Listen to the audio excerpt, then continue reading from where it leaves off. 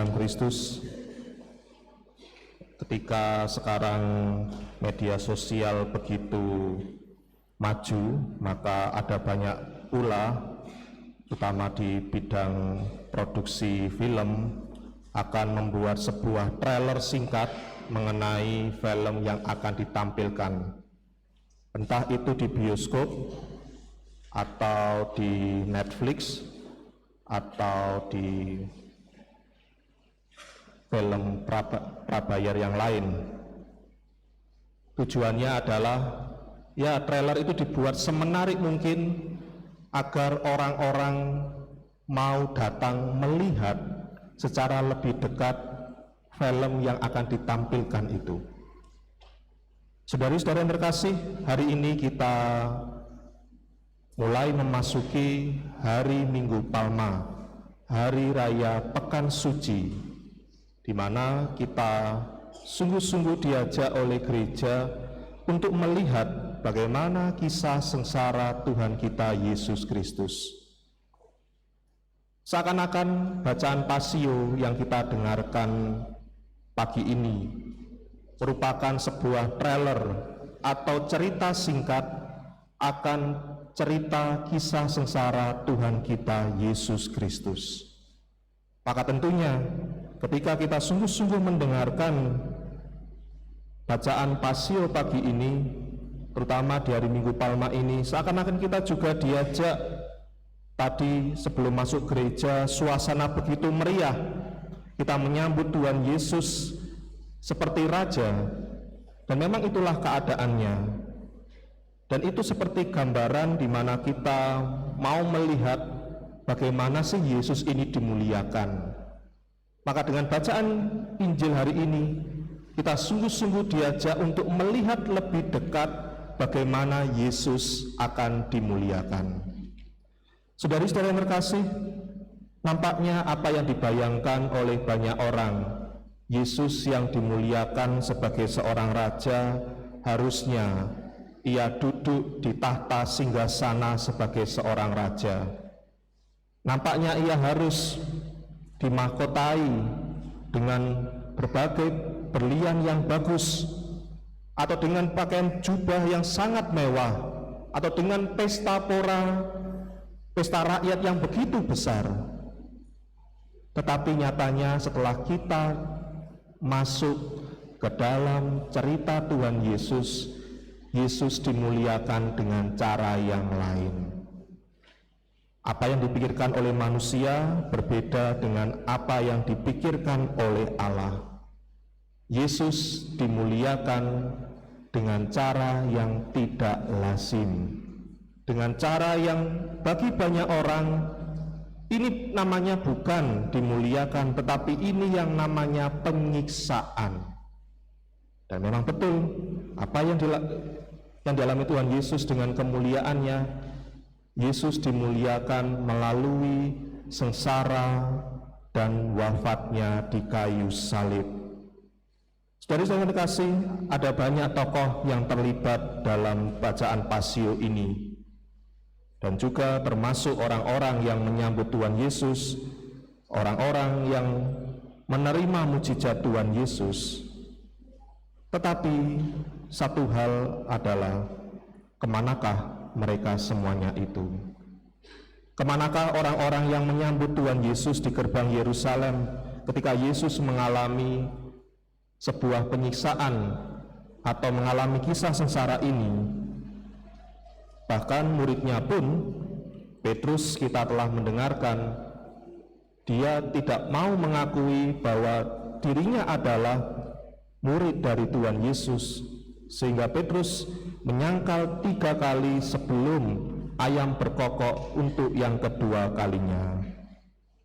Maka saudara-saudara terkasih, salah satu hal yang penting dalam kisah sengsara Tuhan Yesus adalah di manakah rasa kesetiaan orang-orang yang mengikuti Tuhan Yesus, di manakah kesetiaan orang-orang yang dulu disembuhkan oleh Tuhan Yesus. Malukah mereka ketika Yesus mengalami hal ini? Atau takutkah mereka juga mengalami hal yang sama Mungkin mereka mengalami nasib yang sama ketika mereka mengakui Yesus, ketika Yesus mengalami kisah sengsara dan wafat ini.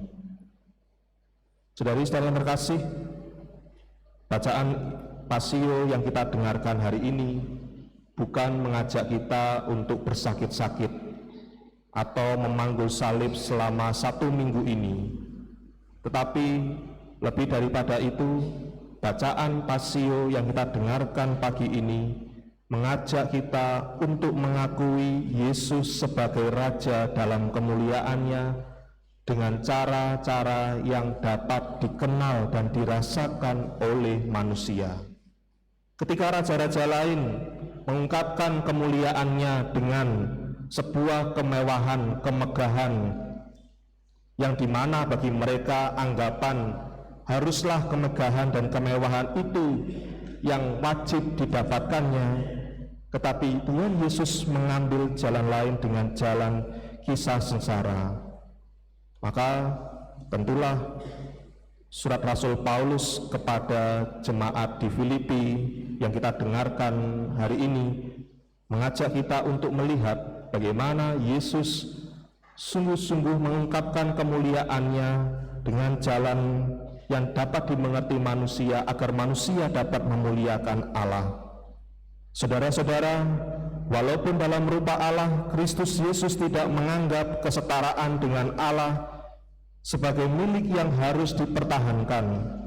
Sebaliknya, ia telah mengosongkan dirinya sendiri dan mengambil rupa seorang hamba dan menjadi sama dengan manusia. Inilah kemuliaan Tuhan Yesus yang ingin dihadirkan kepada kita sekalian ketika kita akan menjalani dan merenungkan kebangkitan Tuhan Yesus di hari raya Paskah nanti, bahwa kebangkitan atau kemuliaan Tuhan Yesus bukanlah sesuatu yang jauh, bukanlah sesuatu yang tidak dapat dirasakan oleh manusia, tetapi sungguh-sungguh dapat dirasakan oleh manusia, yaitu ketaatannya kepada Bapa. Saudari-saudari yang terkasih, ketaatan kepada Allah Bapa dan kepada Yesus nampaknya masih kita dapat lihat kepada orang-orang yang masih setia untuk menemani Tuhan Yesus dan menguburkannya. Salah satu alasan kenapa mereka masih mau mengikuti Tuhan Yesus, mendampinginya, bukan hanya karena rasa persaudaraan, tetapi di dalam hati mereka masih menunggu dan percaya saat di mana Yesus dimuliakan saat kebangkitannya itu. Maka sikap orang-orang yang menemani Tuhan Yesus ketika Yesus telah wafat, inilah yang kita olah dan kita renungkan selama pekan suci ini. Kita diajak untuk semakin percaya akan kebangkitan Tuhan Yesus, karena dengan kebangkitannya kita dihapus dan ditebus dosa-dosa kita. Saudara-saudara terkasih, cerita Pasio ini bukan ingin menampilkan bagaimana cerita kejamnya manusia terhadap orang lain, tetapi justru sebaliknya, kemuliaan Allah ditunjukkan dengan sebuah sikap hidup manusia yang ada yang setia kepada Tuhan dan ada yang tidak setia kepada Tuhan. Mari kita menyambut sengsara, wafat dan kebangkitan Tuhan Yesus dengan hati gembira, dengan jalan bagaimana Allah sungguh-sungguh dekat dengan kita. Allah tidak pernah meninggalkan diri kita, dan Allah senantiasa beserta diri kita.